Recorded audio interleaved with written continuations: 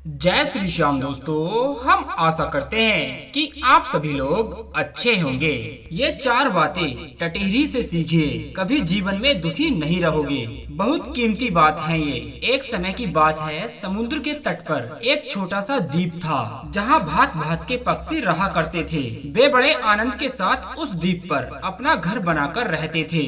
वहीं समुद्र के किनारे एक टटेरी और टटहरा भी अपना रेत का घर बनाकर रहते थे। टटेरी उस समय प्रसव काल से थी। एक दिन उसने अपने पति टटेरे से कहा कि सुनो जी, मैं अंडे रखना चाहती हूँ और सुरक्षा के लिहाज से ये स्थान हमारे और हमारे बच्चों के लिए सही नहीं है। यहाँ से किसी दूसरे सुरक्षित स्थान पर हम चलते हैं, जहाँ किसी तरह का कोई भय हमें नहीं हो, जहाँ मैं निर्भय निसंकोच होकर अंडे रख सकूं। टटेरा कुछ मुंडी और घमंडी था। वो पत्नी से सलाह लेने में और उसकी बात मानने में अपनी तौहीन समझता था। उसने टटेरी को डांटते हुए कहा, अरे तुम क्या जानो, इतना सुंदर स्थान छोड़कर हम कहीं दूसरी जगह अपना घर बनाएंगे। अगर हमारे जाने के बाद किसी और ने हमारे घर पर कब्जा कर लिया तो हम उससे अपना घर कैसे मुक्त कराएंगे। आखिर ये हमारा घर है और अपना घर स्वर्ग से भी सुंदर होता है। टटेरी बोली, हाँ ये हमारा घर है, पर आप ये तो देखो कि हमारा घर कहाँ पर स्थित है। समुद्र का किनारा है, यहाँ हर रोज समुद्र की लहरें उठती हैं और हमारे घर तक चढ़ाती हैं। किसी दिन लहरें तीव्र गति से आ गईं, तो वे हमारे घर को भी बहा ले जाएंगी। कहीं हमारे बच्चों के साथ कोई अनहोनी ना हो जाए।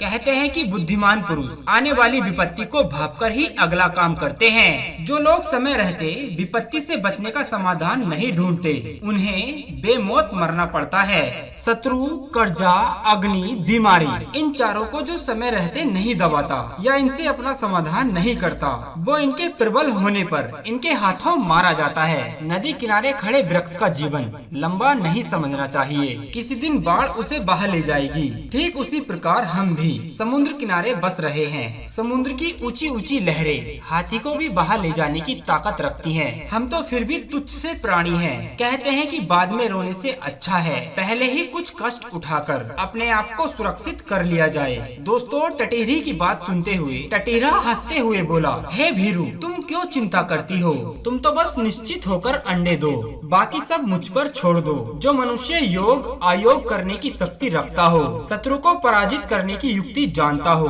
वो कभी संकट पड़ने पर भी दुखी नहीं होता। बुद्धिमान प्राणी के लिए कोई भी काम कठिन नहीं होता। मेहनती व्यक्ति के लिए कोई लक्ष्य दूर नहीं होता।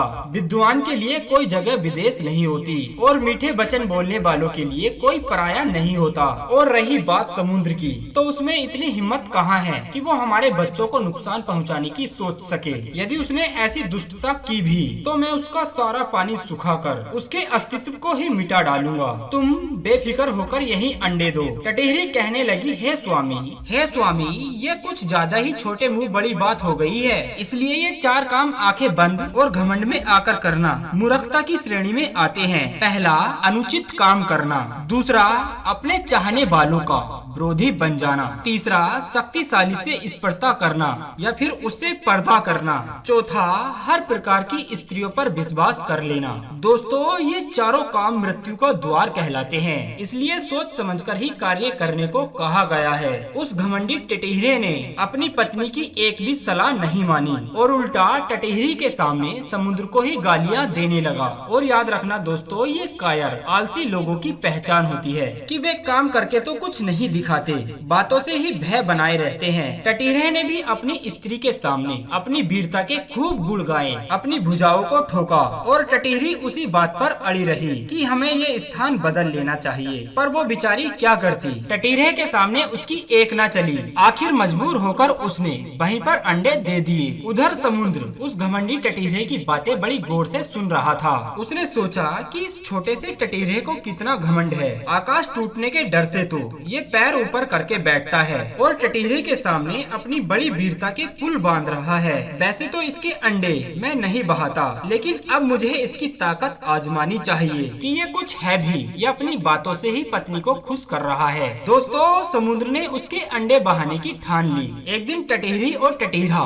भोजन की तलाश में कहीं घूमने चले गए। इतने में ही समुद्र ने उसके अंडे बहा लिए। जब वे दोनों लौटकर वहां आए तो उन्हें उनके घर में उनके अंडे नहीं मिले। यह देखकर टटेरी बिलक बिलक कर रोने लगी और अपने पति टटीरे को गालियाँ देने लगी। अब तो टटेरा चुपचाप अपनी पत्नी की गालियाँ सुनने लगा। कहते हैं दोस्तों, जो लोग अपने हितैषी मित्रों की, अपनी पत्नी की बात नहीं मानते, उन्हें बाद में पछताने के सिवाय कुछ नहीं बचता है। इसलिए संकट से पहले ही उपाय करने वाला ही सदैव सुखी रहता है। भाग्य पर भरोसा करने वालों का या फिर अपने अभिमान में चूर रहने वालों का सदा नाश ही होता है। जो मनुष्य दुख आने से पहले ही दूसरी जगह जा सकता है, ऐसा व्यक्ति अपने देश की हार और अपने कुल का विनाश कभी नहीं देख सकता।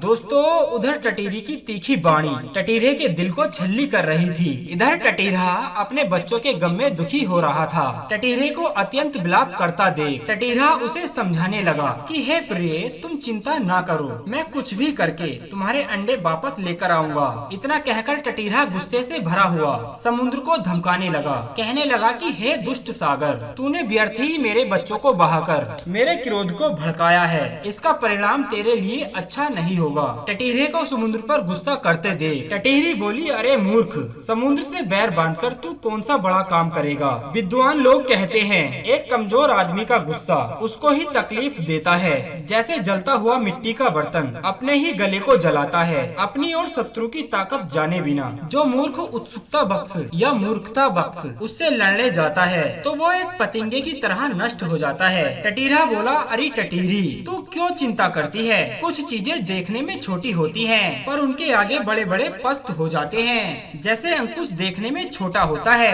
पर विशालकाय हाथी को बस में रखता है। जैसे छोटा सा दीपक देखने में तो छोटा सा होता है पर विशालकाय अंधेरे को मिटा डालता है। जैसे बिजली आकार में छोटी होती है पर जब गिरती है तो बड़े से बड़े पर्वत को चूर चूर कर देती है। बलवान वही होता है जिसमें तेज होता है। अब तुम मेरी ताकत देखो, मैं अपनी छोटी सी चोंच से किस प्रकार समुद्र को सुखा डालता हूँ। टटेरी टटेरे को फिर समझाने लगी, अरे मूर्खता की भी हद होती है। जिस सागर में रोजाना 900 नदियाँ जल लेकर घुसती हैं, ऐसी 1800 नदियों से रोज भरा जाने वाला समुद्र को केवल एक बूंद भरने वाली तेरी चोंच कैसे सुखा पाएगी? ऐसी गप उड़ाने से क्या फायदा जो पूरी भी ना हो। यदि तुझे समुद्र से बैर करना ही है तो क्यों ना दूसरे पक्षियों से और अपने मित्रों को साथ लेकर कर, क्योंकि बड़े जनों का कहना है कि शक्तिहीन पशुओं का समूह भी शक्तिशाली बन जाता है। तिनकों के बटे हुए रस्सों से एक विशाल हाथी को रोका जा सकता है। दोस्तों, इस प्रकार टटेरी की बात मानकर टटीरे ने बगुला, सारस, मोर, तमाम आदि पक्षियों को वहाँ बुला लिया और उनसे अपना दुखड़ा बताने लगा और कहा कि हे भाइयों, इस दुष्ट समुद्र ने मेरे अंडे चुराकर मुझे दुख दिया है, मेरी स्त्री को रुलाया है, इसलिए इस समुद्र को सोखने का कोई उपाय ढूंढो। टटीरे की बात सुनकर अन्य पक्षी कहने लगे कि हे मित्र, हम तुम्हारा दुख समझ सकते हैं, परंतु समुद्र को सोखने की शक्ति हम में नहीं है। फिर व्यर्थ की कोशिश करने से क्या फायदा। जो कमजोर आदमी घमंड में या क्रोध में आकर अपने से बड़े आदमी से लड़ने जाता है, वो बेचारा खुद ही मारा जाता है। इसलिए हम एक काम करते हैं, हम समस्त पक्षियों के राजा गरुड़ देव के पास चलते हैं। गरुड़ जी बहुत बलवान हैं, क्यों न हम अपना दुखड़ा उनसे जाकर कहें। हमें विश्वास है अगर गरुड़ जी ने हमारे दुख को समझ लिया तो वे समुद्र से बदला अवश्य ले सकेंगे। यदि एक बार को गरुड़ जी ने हमारी बात नहीं भी सुनी तो हमें बुरा भी नहीं लगेगा, क्योंकि कहते हैं एक दिल के मित्र के पास, गुड़ी नौकर के पास, कहा मानने वाली स्त्री के पास, ताकतवर स्वामी के पास अपना दुख बताने से मनुष्य सुखी होता है। इसलिए हम सभी को गरुड़ देव के पास चलना चाहिए। दोस्तों, इस तरह निश्चय करके समस्त पक्षी दुखी भाव से गरुड़ जी के पास पहुँचते हैं और उन्हें अपना दुखड़ा सुनाने लगे। कहने लगे कि हे स्वामी, आपके होते हुए भी समुद्र ने इस टटीरे के अंडे चुरा लिए हैं, इस कारण इसका कुल विनाश हो गया है। कहीं वो किसी दूसरे के साथ ऐसा ना करे, इसलिए हम सभी दुखी होकर आपके पास आए हैं। इस संसार में किसी एक आदमी का निंदनीय काम देखकर दूसरे प्राणी भी काम करने को तैयार हो जाते हैं। इस दुनिया में एक दूसरे के पीछे चलने वाले लोग बहुत होते हैं, वो दूसरों की भलाई को नहीं समझते। आप हमारे राजा हैं, अतः आपको हमारी सेवा करनी चाहिए। कहते हैं जो राजा प्रजा की रक्षा करता है उसे प्रजा के धर्म से छठा भाग प्राप्त होता है, और जो राजा प्रजा की रक्षा नहीं करता है उसे प्रजा के अधर्म का छठा भाग मिलता है। इसलिए जिसके अपने बंधु नहीं होते, राजा उनका बंधु होता है। जिसकी आंखें नहीं होती, राजा उनकी आंखें होता है। दोस्तों, इस प्रकार सभी पक्षियों की दुख भरी बातें सुनकर गरुड़ जी क्रोधित होकर समुद्र को सोखने के लिए चल दिए। उसी समय गरुड़ के पास भगवान विष्णु का बुलावा आया। भगवान के किसी दूत ने आकर गरुड़ को बताया कि भगवान आपको बुला रहे हैं। तब गरुड़ ने भगवान विष्णु के पास जाने से इनकार करते हुए कहा, हे भाई पार्षद, तुम भगवान से जाकर कह देना कि वो अपने वाहन के लिए किसी और को बुला ले। इस समय मैं अपनी प्रजा के हित का काम करने जा रहा हूँ। दूत गरुड़ की ऐसी बातें सुनकर सोचने लगा कि इस गरुड़ ने भगवान के प्रति ऐसी बातें नहीं की है, आज इसे क्या हो गया है। तब उस पार्षद ने गरुड़ से पूछा कि हे भाई गरुड़, ये तो बताओ भगवान ने तुम्हारा कौन सा अपमान किया है जो तुम इतने नाराज हो।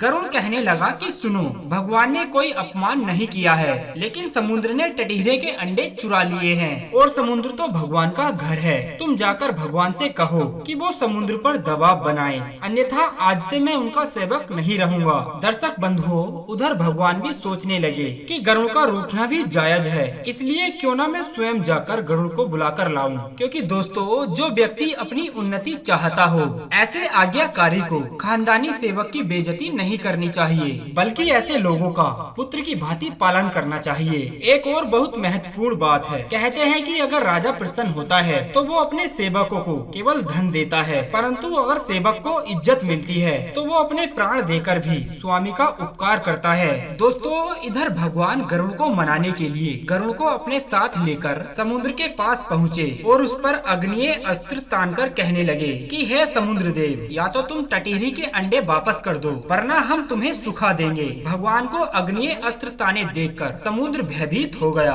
और वो टटीरे के अंडे लेकर प्रकट हो गया और वे अंडे टटीरी को वापस कर दिए। दोस्तों, यहाँ पर एक बात ध्यान में रखने योग्य और है, शत्रु छोटा हो या बड़ा, जब तक उसकी शक्ति का सही अंदाजा ना हो तब तक उससे शत्रुता नहीं करनी चाहिए, नहीं तो जैसे समुद्र टटीरी से हार गया, उसे भी मुंह की खानी पड़ती है। उम्मीद करते हैं दोस्तों ये वीडियो आपको काफी पसंद आया होगा। अगर ऐसा है तो आप वीडियो को लाइक कर दें और चैनल को सब्सक्राइब कर लें। बस वीडियो के अंत में इतना ही कहना चाहेंगे कि हारे का सहारा बाबा श्याम हमारा। जय श्री श्याम।